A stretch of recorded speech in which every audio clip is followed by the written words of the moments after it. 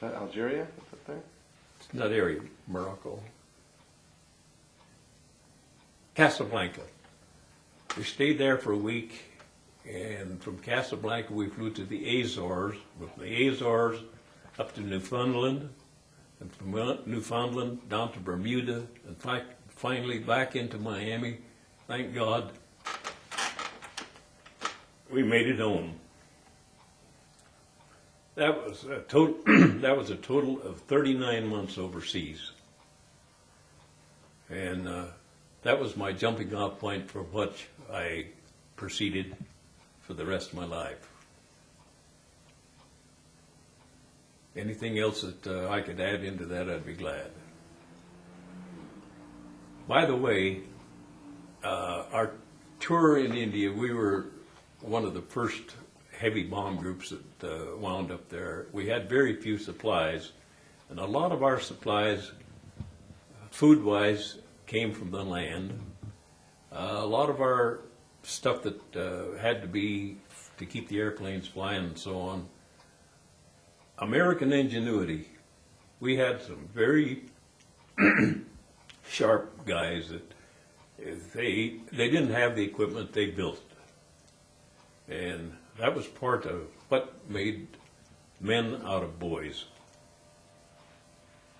That's kind of my round general synopsis of my trip around the world.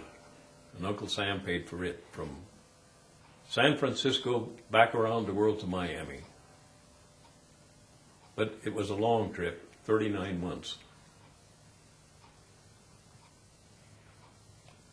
Now, you flew over the hump yourself? No, I was in maintenance. So you I didn't kept do the that? airplanes. Okay. I kept the airplanes going.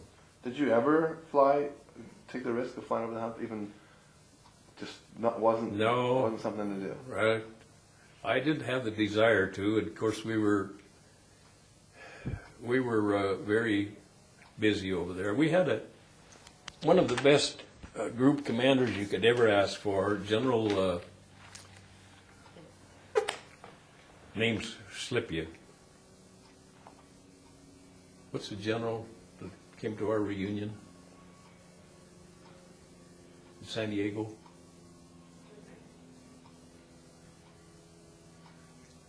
I can almost. Tell the story about the airplane, though, connected with him, and it'll come to you.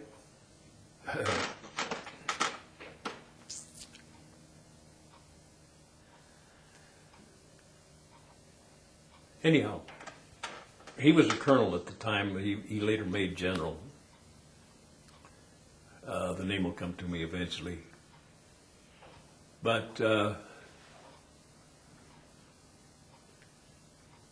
one of the things that's kind of comical towards the end of the war, when they were breaking up their training command here in the United States and sending their people over to fill in where the guys were finally coming home.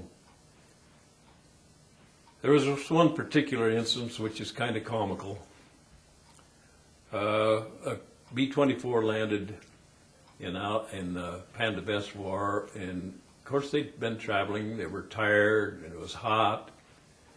So there was nobody that the pilot could see when he landed the airplane, and he taxied it up and stopped, and he got out, and he saw the guy out in the tower operator, and he saw a Jeep sitting there, and he goes up to the tower and tells the guy, the tower operator, that his men were tired and hungry and they needed to get in and get cleaned up, and he wanted him to take them in. And he says, "Sir, I can't leave my job until I'm relieved." So they had a little bit of back and forth. He looks out and he saw a mechanic working on his airplane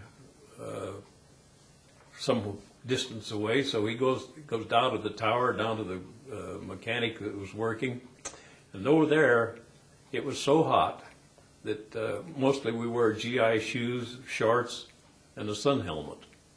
Well, this fellow had engines off his airplane working on them, and he wanted to know if he could get any transportation in for his crew, and the guy said, kept right on working, and didn't pay much attention to him. And he finally says, "Well, do you recognize that you're talking to an officer?" And the guy looked up his head and he says, "Yeah, so what?" Went back to his work. So that irritated this pilot. He took his name, rank, and serial number. He also went up to the tower, got this fellow's rank, name, and serial number, and he says, "I'm going in and call your group commander." So that's what he did. And he dropped off his enlisted men and the rest of the crew, and he went right on down to Colonel McCrassen, that's his name, one of the best commanders you could ever ask for.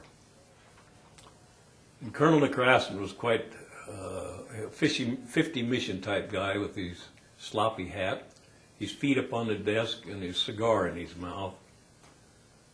And this pilot walks in and gives him a sharp salute. Colonel threw him back a kind of a half sloppy salute, and he says, "What's your problem?" So he told him about not being recognized as an officer and so on. And he said, so Colonel McCrassen said, "Well, I'll tell you what." He said, "I want you to go back out and, excuse me, I want you to go back out there and apologize to those men, and then you report back here to me before you ever do anything." He says, "My Jeep's sitting right outside the door." So he complies. He goes out, apologizes to the two fellows that he'd written up, comes back in, and give him another sharp salute, and the colonel returned it with his 50 mission type salute. He said, "Are you through talking, soldier?"